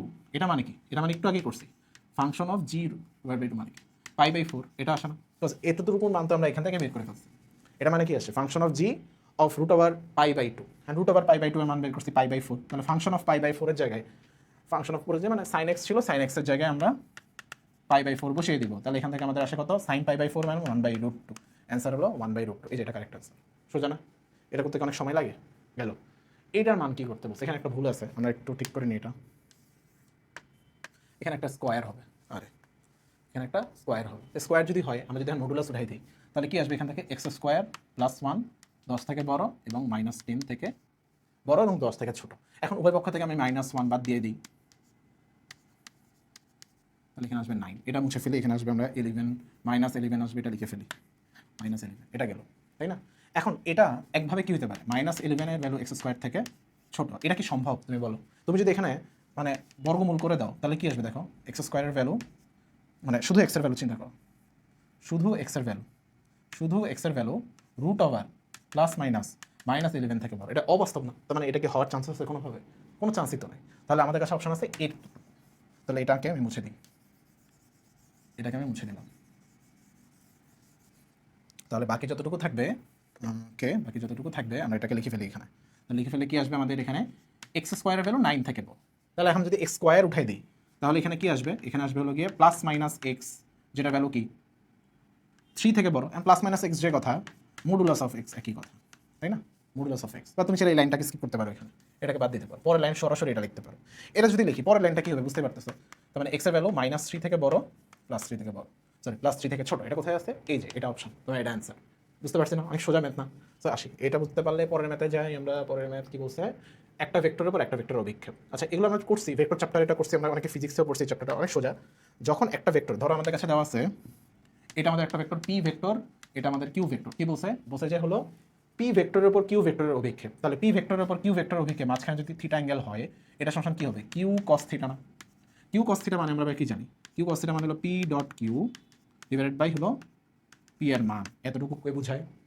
তাহলে এখন আসি, আমরা যদি পি ডট কিউ করি, পি কে কিউর সাথে ডট গুণ করলে কি পাবো? 5 × 10, উপর পাবো 10, -3 এর সাথে +2 গুণ করলে পাবো -3, +2 এর সাথে -2 গুণ করলে পাবো -4, ডিভাইডেড বাই, এখানে কি বলছে? সরি, পি ভেক্টরের মান। পি ভেক্টরের মান কি হবে? এখানে আমরা লিখে ফেলি √5 এর স্কোয়ার প্লাস -3 এর স্কোয়ার প্লাস 2 এর স্কোয়ার। তাহলে এখান থেকে আমরা উপর থেকে পাবো হলো 3, নিচে পাবো কত? 25 + 9 + 4, তাহলে কত আসে? 36 √36 নাকি? 25 + 9, সরি এখানে ভুল হয়েছে, 38 হবে এটা।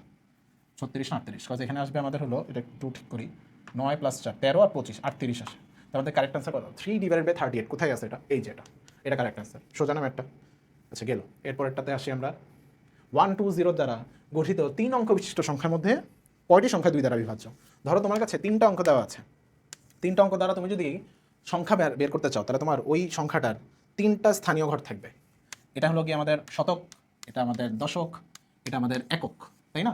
এখন তুমি চিন্তা করো, শতকের ঘরে যখন আমরা আসলাম, শতকের ঘরে 1 2 0 1 2 0, এটার মধ্যে আমরা কি এখানে 0 বসাতে পারবো?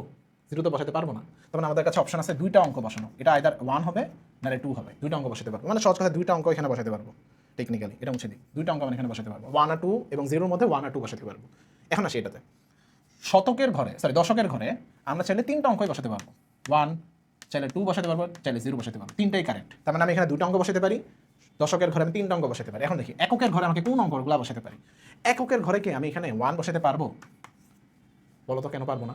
পারবো নাকি? পারবো তো না। কেন?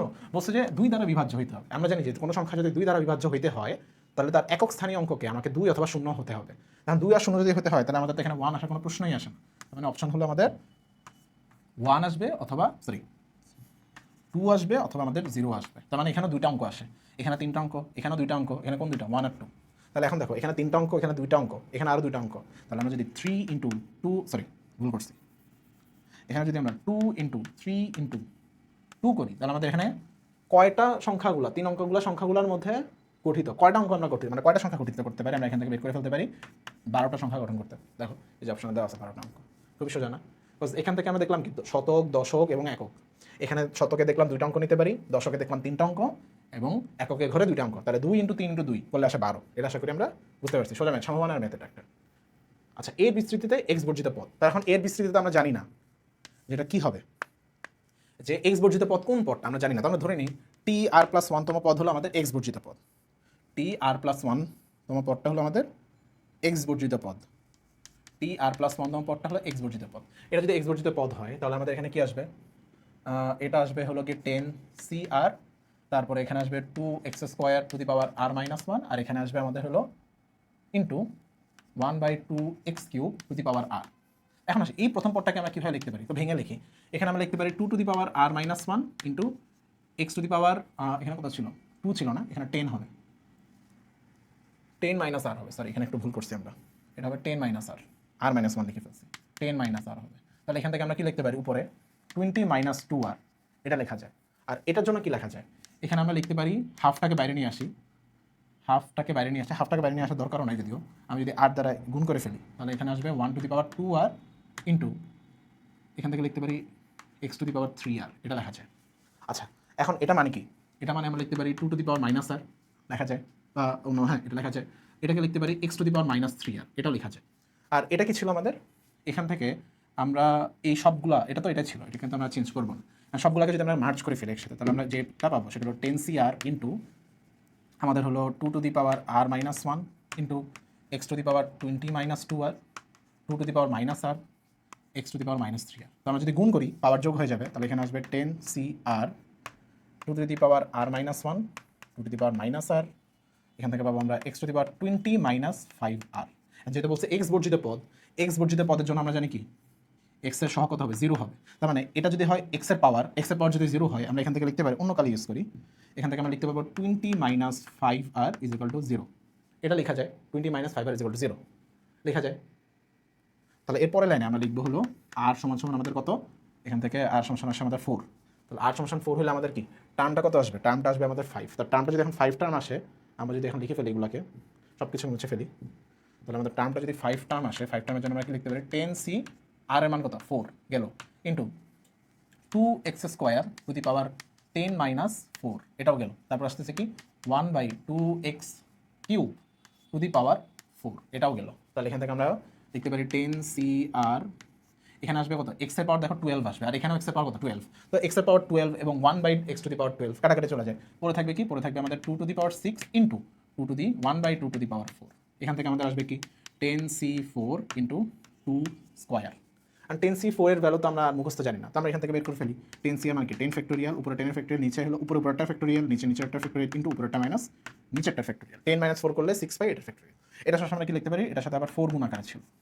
এখন এটা সবসময় আমরা কি লিখতে পারি দেখো 10 ইন্টু 9 ইন্টু 7 ইন্টু 6 এর factorial divided by 4 factorial into 6 factorial. তাহলে এটা চলে যায় 4 ফ্যাক্টোরিয়াল মানে কত, 4 ফ্যাক্টোরিয়ালের সাথে 4 গুণ, তাহলে 4 ফ্যাক্টোরিয়ালের বদলে আমরা এগুলো সব মুছে দিই, 4 ফ্যাক্টোরিয়ালের বদলে আমরা এখানে কি লিখতে পারি, এটা মুছে দিই, 4 ফ্যাক্টোরিয়ালের বদলে আমরা এখানে লিখতে পারি হলো 4 ইন্টু 3 ইন্টু 2 6 424, তো এখানে আমরা যদি 24 লিখে দিই তাহলে এখন দেখো 24 কী দিয়ে কাটাকাটি যায়, এটা দিয়ে যায়, এটা দিয়ে আসবে 6, তাহলে এখান থেকে 6 আসলে আমরা এখান থেকে হিসাব করবো একটু কী আসে, এখানে হিসাবটা একটু জটিল হয়ে গেছে হুট করে, বাট এমারটা আসলে সোজা ছিল।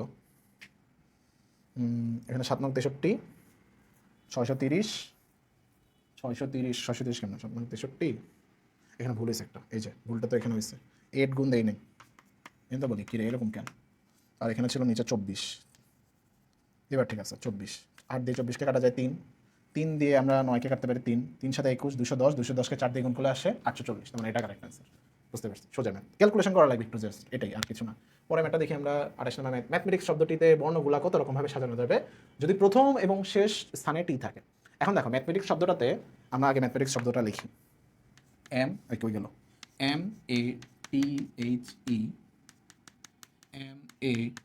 MATHEMATICS mathematics. তাই এখানে টি আছে কয়টা, দুইটা, এবং এই দুইটা টিকে আমরা দুই পাশে মানে প্রথম এবং শেষে নিয়ে যাব। প্রথম এবং শেষে যদি নিয়ে যাই, এখানে প্রথম এখানে শেষ, তার মাঝখানে কয়টা ওয়ার্ড বসবে, টোটাল আছে 11টা ওয়ার্ড, 1 2 3 4 5 6, টোটাল কয়টা ওয়ার্ড আছে 4টা 8টা 11টা ওয়ার্ড আছে, আমি দুইটা টিকে যদি বাদ দিয়ে দিই মাঝখানে থাকবে কয়টা ওয়ার্ড, 9টা ওয়ার্ড। এখন দেখো এই 9টা ওয়ার্ডকে আমরা অনেক রকমভাবে সাজাইলে, কত রকমভাবে সাজাইলে আমরা এখান থেকে হলো গিয়ে মানে কি বলছে, মানে কত রকমভাবে সাজালে প্রথম এবং শেষ খালি টি থাকবে এবং মাঝখানে অনেক রকমভাবে আমরা ওয়ার্ডটাকে লিখতে পারবো, এটা হলো কথা। প্রথম এবং শেষে যদি টি থাকে, মাঝখানে আমার থাকে ওয়ার্ড 9টা। এখন আসি 9টা ওয়ার্ডের মধ্যে, চিন্তা করো 9টা ওয়ার্ডের মধ্যে 9টা ওয়ার্ডের ফ্যাক্টোরিয়াল হবে, মানে 9টা ওয়ার্ড আমাকে তো এখানে 9টা ওয়ার্ড বসাতেই হবে, তাহলে উপরে যতটা নিতে পারবো আমি 9টাই নিতে পারবো, তাই 9 ফ্যাক্টোরিয়াল। নিচে কি বসবে, নিচে হলো কি যে কয়টা রিপিটেডলি আসছে ওই রিপিটেড টার্মসগুলোকে আমাকে গুণ করে বসাতে হবে। এখন দেখি তো কয়টা টার্মস রিপিটেডলি আসছে, দেখো এখানে m 2বার আসছে, তার মানে একটা ওয়ার্ড দুইবার করে রিপিট হয়েছে। আবার দেখো এও দুইবার আসছে, এও দুইবার রিপিট হয়েছে, তার মানে আমরা লিখবো 2 ফ্যাক্টোরিয়াল ইন্টু 2 ফ্যাক্টোরিয়াল। এটাই হলো আমাদের ম্যাথ। অ্যান্ড কোশ্চেন যদি আসতে পারে ভাই এটা কি কাজ করলেন, আরেকটু বার বলি, সেটা হলো আমাদের বলছে কি ম্যাথমেটিক্সকে আমাকে কত রকমভাবে সাজানো যাবে ওয়ার্ডটাকে যদি প্রথম এবং শেষে আমি টি রাখি। প্রথম এবং শেষে যদি আমি টি রাখি, মাঝখানে আমাকে 9টা ওয়ার্ড আছে, এই 9টা ওয়ার্ডকে আমি কত রকমভাবে সাজালে আমার এখান থেকে আমি প্রথম এবং শেষে টি পাবো। তো এখানে অনেকগুলো অপশন দেওয়া আছে, আমরা এই অপশন থেকে ম্যাপ করবো। তো এখন দেখি এই মাঝখানে 9টা ওয়ার্ড আছে, 9টা ওয়ার্ডকে আমাকে সাজাতে হবে। তো 9টা ওয়ার্ডকে আমি 9 উপায় সাজাতে পারি, ডিভাইডেড বাই এখানে যে কয়টা ওয়ার্ড রিপিটেডলি আসছে সেই রিপিটেড ওয়ার্ডগুলোকে আমি এখানে গুণ করছি। তাহলে দেখো এই দুইবার আসছে, এম দুইবার আসছে, তাহলে 2 ফ্যাক্টোরিয়াল ইন্টু 2 ফ্যাক্টোরিয়াল হয়েছে। তাহলে এখান থেকে আমরা লিখতে পারি 9 ফ্যাক্টোরিয়াল, এবং এখানে আসলে কি আমাদের কত 2 ফ্যাক্টোরিয়াল মানে 2, নিচে আসে 4। 2 ফ্যাক্টোরিয়াল ইন্টু 2 ফ্যাক্টোরিয়াল করলে আমরা 4 পাই, উপরে কত পাই 9 ফ্যাক্টোরিয়াল। 9 ফ্যাক্টোরিয়াল মানে কত 9 into 8 into 7 into 6 into 5 into 4 into 3 into 2 into 1। এটা তো মানে 9 ফ্যাক্টোরিয়াল মানে তো এটা, তো এখান থেকে 4 আর 4 চলে যায়, পরে থাকে কি এইটাকে পুরোটাকে গুণ করতে হবে। 6 5 30, 30 6 ইন্টু 30 করলে আসে কত 180। ঠিক আছে, এখান থেকে পাবো কত 180, 180 ইন্টু 7 8 72, 180 ইন্টু 7 ইন্টু 72। তাহলে এটা করলে কত পাবো আমরা দেখি, এখানে 7 18 কত জানি, 7 8 5 126। তাহলে 1260 ইন্টু 72, তাহলে এখানে আসবে কত 0, 6 দুগুণে 12, 2 হাতে 1। এটা পুরো আমাদের এখন ছোটোকালে ফিরে যেতে হবে গুণ করতে গেলে। কীভাবে গুণ করতে পারবো, 1260কে আমরা 72 দিয়ে গুণ করবো। তাহলে 0 6 দুগুণে 2 হাতে 1, 2 দুগুণে 4 থেকে 5, 2 দুগুণে 2 একে 2, 0 0 7 6 কত আসছে এখানে 642, 642 2 হাতে 4, 7 12 84 আর 4 88। তাহলে এটার অ্যান্সার আমরা পাই গেছে, এটার অ্যান্সার মোটামুটি এটা আসবে 2 7। তাহলে এখান থেকে আসছে 8 আর 2, এই যে এটা অ্যান্সার কারেক্ট অ্যান্সার। আর 2 0 হতে 1 আর থেকে 9, 90720, এটা হলো কারেক্ট অ্যান্সার। তো আমরা এখানে কী করছি, 9 উপরে মানে মাঝখানে 9টা ওয়ার্ডকে আমি 9 বার নিতে পারবো, এবং যে কয়টা টার্ম রিপিটেডলি আসছে ওইটাকে আমি 2 বার করে গুণ করছি। এই হলো আমাদের ম্যাথ শেষ, লাস্ট ম্যাথ না, আচ্ছা এই আগের ম্যাথ। এখানে কি দেওয়া আছে, এই ম্যাথটাতে দেওয়া আছে আমাদের এটা বলছে এ বাদ বি ইউনিয়ন বি বাদে, এই ইউনিয়ন এ বাদ বি করলে আমরা কি পাবো, এখানে 1 2 3 আছে, এখানে 1 2 আছে, তাহলে 1 এ বাদ বি করলে আমরা এখান থেকে 3 আর 5 পাবো। তার মানে আমরা যদি এ বাদ বি করি, এ বাদ বি করি, এখান থেকে আমরা পাবো হলো গিয়ে 3,5। কেন এখানে ইয়ে আসলো না, যেহেতু আমরা এ থেকে বিকে বাদ দিতেছি, তাহলে এ আর এর টার্মসগুলো থাকবে, বি এর টার্মসগুলোকে আমরা বাদ দিব। বি এর টার্মস 1 2 কমন টার্মসগুলো বাদ দিছি, 9 আর 10ও বাদ চলে গেছে, 9 আছে যদিও এটা বাদ চলে গেছে, 10 তো বাদ চলে যাবে। তাহলে এখানে আসে বি বাদ এ করলে কত পাবো, বি থেকে একে বাদ দিব, বি থেকে একে বাদ দিলে 1 2 9 সব চলে যায়, এখানে 3 আর 5 আছে এটাকে আমরা বাদ দিতেছি, পরে থাকবে হলো গিয়ে 10। মানে এটাকে যদি ইউনিয়ন করি, তাহলে এটাকে যদি ইউনিয়ন করি এর সাথে বি এ বাদ বি ইউনিয়ন বি বাদে, তাহলে 3 5 10 পাবে, 3 5 10 এটা কারেক্ট আছে শেষ। পরের ম্যাথটা দেখি, পরের ম্যাথটাতে বলছে এই ধারাটার বিস্তৃতি কি। ভাই এই ধারাটা আসলে একাডেমিকের পড়া, একাডেমিকে পুরো মুখস্থ একটা টার্মস আছে, সো এটাকে দেখা মাত্র তোমাকে বুঝতে হবে এই জিনিসটা কি। এই টার্মসটাকে আমি এখানে লিখে দিই হাফ, এটাকে বিস্তৃতি করলে এরকম আসবে হাফ। এখানে ই টু দি পাওয়ার এক্স এর বিস্তৃতি হলো 1 plus x divided by 1 factorial plus x square divided by 2 factorial plus x cube divided by 3 factorial plus x to the power 4 divided by 4 factorial plus এভাবে চলতে থাকবে। Minus E two the পাওয়ার এক্সের জন্য বিস্তৃতিটা আবার আসবে -1 plus x to the power 1 factorial, তারপরে আসবে হলো গিয়ে minus x square divide by 2 factorial, তারপর আসবে plus x cube divide by 3 factorial plus এভাবে চলতে থাকবে। এখন এখান থেকে যদি আমরা যোগ বিয়োগ করি, তাহলে আমাদের হিসাবটা থাকবে এরকম অনেকটা, 1 - 1 চলে যাবে, এটা এটা চলে যাবে, এখানে 4 আসবে, ওই 4 আর এই 4টা আগে 4 এর আগে মাইনাস আসবে, x cube x to the power 4 এর আগে মাইনাস আসবে, চলে যাবে। পরে থাকবে কি, পরে থাকবে হলো গিয়ে 2 ইন্টু 2x, ঠিক আছে, প্লাস আসবে 2 into x cube divide by 3 factorial plus 2 into x to the power 5 divide by 5 factorial plus 2 into x to the power 7 divide by 7 factorial. ওটা আমরা লিখবো না, এখানে ডট ডট সেন্ড দিয়ে দিচ্ছি। তাহলে এটাকে যদি আমরা হাফ দিয়ে গুণ করে দিই, তাহলে লাগবে x plus x cube divide by 3 factorial plus x to the power 5 divide by 5 factorial plus এভাবে চলতে থাকবে। এটা কোথায় আছে, এই যে এটা কারেক্ট আছে। তো এতটুকু পর্যন্তই ছিল আজকে আমাদের আলোচনা, এবং এখানে আমরা বেসিক্যালি আমাদের ঢাকা ইউনিভার্সিটির 2016 সালের কোশ্চেন ব্যাংকের টোটাল আলোচনাটা এখানে দেখে ফেলছি, কীভাবে কোশ্চেনগুলো সলভ করতে হয় খুবই কম এফিসিয়েন্টলি। ভিডিওটা যদি অনেক বড় হয়ে গিয়েছে, বাট স্টিল এখান থেকে অ্যানালাইসিসগুলো করে বা দেখে আমরা হলাম কি এই টাইপের যদি আরও ম্যাথ আসে রিপিটেডলি, আমরা সেগুলোকে সমাধান করতে পারবো খুব সহজে।